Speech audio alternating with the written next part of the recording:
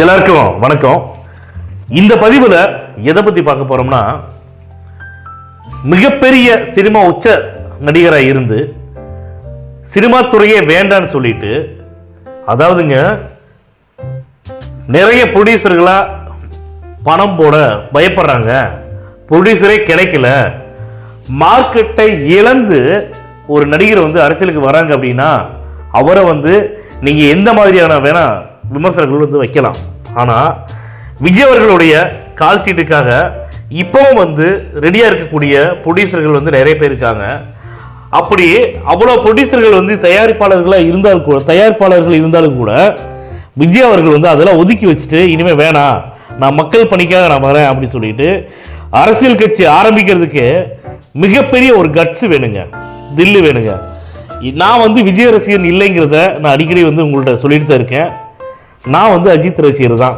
ஆனால் விஜய் அவர்கள் என்னை எதில் ஈர்த்தார் அப்படின்னு கேட்டிங்கன்னா, இவருடைய வயசில் நான் ஏற்கனவே சொன்ன மாதிரி உச்ச நடிகராக அதிகபட்ச சம்பளம் வாங்கக்கூடிய ஒரு நடிகராக இருக்கக்கூடிய விஜய் அவர்கள் இதெல்லாம் வேணாம், நான் அரசியலுக்கு வரேன், மக்களுக்கு நல்லது செய்யறதுக்காகவே அரசியலுக்கு வரேன்னு சொல்லிட்டு அதை எல்லாத்தையும் ஒதுக்கி போட்டுட்டு அரசியலுக்கு வந்தார். பார்த்தீங்களா, அந்த கட்ஸு, அந்த தைரியம், அந்த ஒரு வீரம் தாங்க எனக்கு பிடிச்சிருந்துச்சு விஜய் அவர்கள்ட்ட. அவர் ஜெயிக்கிறாரு தோக்குறாருங்கிறத மக்கள் முடிவு பண்ண போறாங்க, தமிழக மக்கள் முடிவு பண்ண போறாங்க, அவங்க கையில் எல்லாமே இருக்கு. இதுக்கிடையில அவர் மேல யாரெல்லாம் கடுமையான விமர்சனங்கள் வைக்கிறாங்க, திமுக ஆளுங்கட்சி விஜய்க்கு எதிராக எவ்வளவு விஷயங்களை பண்ணிட்டு இருக்கிறாங்க, எவ்வளவு முட்டுக்கட்டைகள் போடுறாங்க, எவ்வளவு இடைஞ்சல் கொடுக்குறாங்க, எல்லா விஷயமே மக்கள் உங்களுக்கு எல்லாத்துக்குமே தெரியும். என்னை பொறுத்த வரைக்கும் விஜய் அவர்கள் 2026 சட்டமன்ற தேர்தலில் அவர் ஜெயிப்பாரா தோப்பாரா அப்படிங்கிறதெல்லாம் தாண்டி எனக்கு ஏன் பிடிக்குது அப்படின்னு கேட்டிங்கன்னா, நான் ஏற்கனவே சொன்ன மாதிரி தான் விஜய் அவர்களுக்கு இருக்கக்கூடிய கட்ஸு, சரிங்களா, வேற எந்த ஒரு நடிகருக்கும் கிடையாதுங்க, நிஜமாவே கிடையாதுங்க.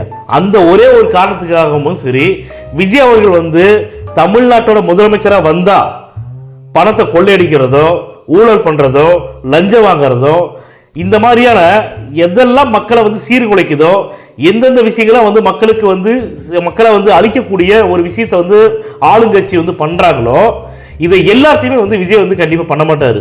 அந்த ஒரு நம்பிக்கை எனக்கு அதிகமா இருக்குது. எனக்கு மட்டும் இல்ல, என்ன மாதிரி தமிழக மக்கள் எல்லாருமே விஜய் வரவேற்றுட்டு இருக்கிறாங்க. அவர் தான் முதலமைச்சர் ஆக்குறதுல முடிவு பண்ணி இருக்காங்க. இதுக்கிடையில திமுகவுக்கு டெய்லி தூக்கமே இல்லாம போச்சு. விஜய் எப்ப அரசியலுக்கு வரேன்னு சொன்னாரோ தினம் திமுக தூக்கத்தை தொலைச்சிட்டு நிக்குது அப்படிங்கிறதுல எந்த ஒரு மாற்று கருத்து இல்லை. இது நான் சொல்றது உண்மை.